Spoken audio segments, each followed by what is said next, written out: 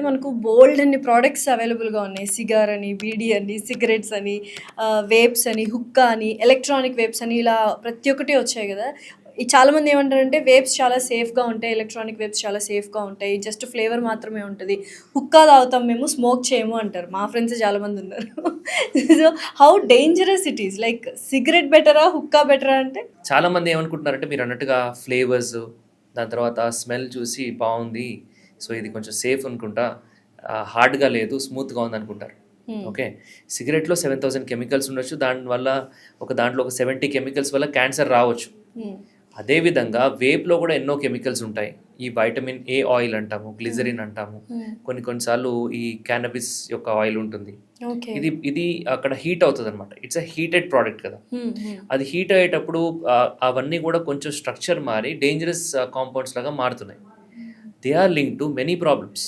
It's not just లంగ్స్లో పిలిచినందుకు lung problems అనే కాదు, ఆస్మా, సిఓపిడి, క్యాన్సర్స్, ఇవి కాకుండా many other problems including breast cancers or brain problems. So head to toe తీసుకుంటే అన్ని ఆర్గన్స్ ఎఫెక్ట్ చేస్తుంది, ఇంక్లూడింగ్ హార్ట్, బ్రెయిన్, ఎవ్రీవేర్. ఇంకా డేంజరస్ ఇష్యూస్ ఏంటి అంటే దీంట్లో ఇవాలి అనే ఒక ప్రాబ్లం వస్తుంది. ఇవాలి అంటే ఈ సిగరెట్ ఇండ్యూస్ లంగ్ ఇంజురీ అంటాము. సో దీంట్లో ఏంటంటే లంగ్స్లో ఉండే ట్యూబ్స్ అనేవి పర్మనెంట్గా క్లోజ్ అయిపోతాయి. ఈ asthma is a reversible problem. ఈ వేప్, ఈ హుక్కా, ఈ కైండ్ ఆఫ్ థింగ్స్, హుక్కా కాదు, వేప్, ఎస్పెషల్లీ ఈ సిగరెట్స్, వేప్, వీటి వల్ల సో అది పర్మనెంట్గా క్లోజ్ అవ్వడం జరుగుతుంది. దానివల్ల ఒక పేషెంట్ లంగ్ ట్రాన్స్ప్లాంట్ వరకు వెళ్ళే అవకాశం ఉంటుంది. ఫారెన్లో చాలా కేసెస్ ఉన్నాయి, ఎందుకంటే అక్కడ ఈ సిగరెట్స్ చాలా ర్యాంపెంట్గా యూజ్ చేస్తారు, ఎస్పెషల్లీ యూకే అంతా కూడా. ఇక్కడ కూడా చాలా మంది ఈ వేప్స్ అంటే చాలా డేంజరస్, అసలు డేంజరస్ కాదు అన్న ఫీల్లో ఉన్నారు. నార్మలైజ్డ్ థింగ్ అది. Good marketing by tobacco industry, అంటే ఆల్టర్నేటివ్ కోసం. సిగరెట్ మానేయడం కోసం ఆల్టర్నేటివ్ గా ఈ వేప్స్ తీసుకుంటున్నారు, but they are more dangerous. EVALI అనే ఒక ప్రాబ్లం వస్తుంది. తర్వాత పాప్కార్న్ లంగ్ అంటాం, గట్టిగా అయిపోతుంది లంగ్ అంతా కూడా.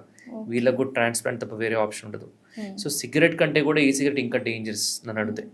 షార్ట్ పీరియడ్లో ఎక్కువ డ్యామేజ్ చేస్తుంది. అలా అని చెప్పి అందరికీ చేస్తుంది అంటే కాదు, అక్కడే ప్రాబ్లం. నేను ఎప్పటి నుంచో తీసుకుంటున్నా, నాకు ఏం అవ్వట్లేదు అంటారు చాలా మంది. కొంతమంది ఉంటారు 6 months తీసుకున్న తర్వాత ఇవన్నీ ఫేస్ చేస్తారు. సో వాళ్ళు ఎవరు వచ్చి బయటికి చెప్పరు కదా ఇలా అయినట్టు. సో ఇవన్నీ కూడా పేపర్స్లో ఉంటాయి అనమాట, సైంటిఫిక్ స్టడీస్లో. E cigarettes are equally dangerous. They are colourful, trendy and స్లీక్గా ఉన్నంత మాత్రం సేఫ్ అని కాదు. అన్నెసరీగా వాటికి వెళ్ళి అడిక్ట్ అవ్వకండి, ఎందుకంటే you can get addicted to that also. దాంట్లో కూడా నికోటినే ఉంటుంది. సో నికోటిన్ ఫ్రీ ఉన్నా సరే ఏదో ఒక కెమికల్ లోపలికి వెళ్ళడం వల్ల it is causing lot of damage. And నేను ఎక్కడో విన్నాను 1 hookah puff is equal to 100 cigarette smoking అని. Is it true? Yes, smoking 1 session of hookah equal to smoking 100 cigarettes. It's very dangerous. So hookah అనేది సిగరెట్ కంటే కూడా అన్ని రెట్లు డేంజరస్ అనమాట. వాళ్ళకే కాదు, పక్కన ఉన్న వాళ్ళకి. హుక్కా సెషన్ అంటే ఒక 10 మంది కూర్చొని చేస్తుంటారు. కొంతమంది అందులో ప్యాసివ్ స్మోకర్స్ ఉంటారు, అంటే అబ్బా నేను హుక్కా తాగను, ఏం తాగను, వెరీ హెల్దీ అనుకుంటారు. అలాంటి వాళ్ళకి చాలా డేంజర్ అని విన్నాను. మరి వాళ్ళు కూడా ఈక్వల్ గా పీలుస్తున్నారు కదా అక్కడ కూర్చొని. వీళ్ళు పీల్చి వదిలేస్తారు, వీళ్ళకి ఫిల్టర్ కూడా ఉండదు కదా. ఉండదు. సో వీళ్ళకి ఆ ప్రాబ్లమ్స్ అన్ని రావచ్చు అనమాట. సో సెకండ్ హ్యాండ్ స్మోక్ అంటాం దీన్ని. సో ప్రైమరీ స్మోకింగ్ కాకుండా సెకండ్ హ్యాండ్ స్మోకింగ్. మళ్ళీ అవంతా స్మోక్ అంతా బట్టలు కత్తుకోవడం, హెయిర్ కత్తుకోవడం, అది ఇంటికి వెళ్ళిన తర్వాత పిల్లలు మన దగ్గరకు వచ్చి హక్ చేసుకోవడం, అప్పుడు అది వాళ్ళకి వచ్చే థర్డ్ హ్యాండ్ స్మోక్ అంటాం. సో ఇన్ని డేంజర్స్ ఉంటాయి అనమాట. సో ఫస్ట్ హ్యాండ్ స్మోక్ అంటే స్మోకర్స్ వాళ్ళు, సెకండ్ హ్యాండ్ అంటే passive smokers, third hand smoke. So ఈ కేసెస్ చూసారా చిల్డ్రన్ లో? చాలా మంది పిల్లలకి ఆస్మా వస్తుంది. ఫాదర్స్ యూజువలీ ఇంట్లో ఈ మధ్య చేయట్లేదేమో ఎవరు, కానీ బాల్కనీస్లో లేకపోతే వాష్రూమ్స్లో స్మోక్ చేస్తారు కదా, ఆ పార్టికల్స్ అక్కడ వెళ్ళిపోతాయి అనుకుంటారు. ఎగ్జాస్ట్ ఫ్యాన్స్ అట్లా అక్కడ ఉంటాయి, దే సెటిల్ దేర్. వెళ్ళగానే ఫస్ట్ ఎగ్జాస్ట్ ఫ్యాన్ వేసి సిగరెట్ ఆన్ చేస్తారు బాత్రూమ్. సో ఇదేంటంటే పోతుంది అనుకుంటాం, కానీ those particles are lingering around. ఎంతో కొంత ఇన్హేల్ చేస్తారు పిల్లలు అక్కడ ఉంటే కనుక. సో దానివల్ల వాళ్ళకి ఆస్తమా వస్తుంది. అండ్ సిఓపిడి అని ఒక లంగ్ డిసీజ్ ఉంటుంది, దానికి కూడా ఇది ఒక పునాది. చిన్నప్పటి నుంచి సిగరెట్కి ఎక్స్పోజ్ అవ్వడం. ఆల్రెడీ ఎయిర్ పొల్యూషన్ చాలా ఉంది బయట. హైదరాబాద్లో AQI is around 125. That is almost equal to smoking 6 to 7 cigarettes. Already we are all expose to lot of smoke. నిజమా? హైదరాబాద్ లో, ఢిల్లీలో ఒకటే పొల్యూషన్, ఢిల్లీలో అయితే ఆల్మోస్ట్ 1 to 2 packs.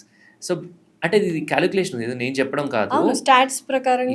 స్టాటిస్టిక్స్ ప్రకారం బేసికలీ ఒక 24 PM 2.5 micrograms is equal to 1 cigarette. అంటే ఇప్పుడు మనందరము 5 to 6 సిగరెట్స్ తాగుతున్నట్టేనా పొల్యూషన్ వల్ల? ఇండోర్ ఉంటే అట్లా కాదు కదా, అవుట్డోర్. ఎవరైతే బాగా ఫీల్డ్ లో ఉంటారో, ఎవరైతే బాగా ట్రావెల్ చేస్తారో, they tend to have more problems, more respiratory problems, early COPDs. COPD అనేది మనం మూవీస్ ప్లే చేసే ముందు వస్తుంది కదా, ఎంఫెసిమా తగ్గుతూ ఉంటారు. సో ఆ ప్రాబ్లం అనమాట. సో అది ఇంతకుముందు 50s 60sలో చూసేవాళ్ళం, ఇప్పుడు 30s 40sలో చూస్తున్నాం. You can see almost 10 to 20 years వయసు తక్కువ వాళ్ళకు కూడా సిఓపిడి అనే జబ్బు చూస్తున్నాం అనమాట. అంటే ఇర్రివర్సిబుల్ డ్యామేజ్ చేస్తుంది లంగ్స్కి. ఏది పొల్యూషన్, ఈ PM2.5 particles, PM10 particles, sulphur dioxides అని, దాని తర్వాత డిఫరెంట్ కెమికల్స్ వల్ల ఓవరాల్గా, ఇవే కాకుండా రబ్బర్ పార్టికల్స్ కూడా ఉంటాయి రోడ్స్ మీద, టైర్స్ నుంచి వస్తుంటాయి, కంటికి కనపడవు ఇవన్నీ కూడా. So all these are harming us.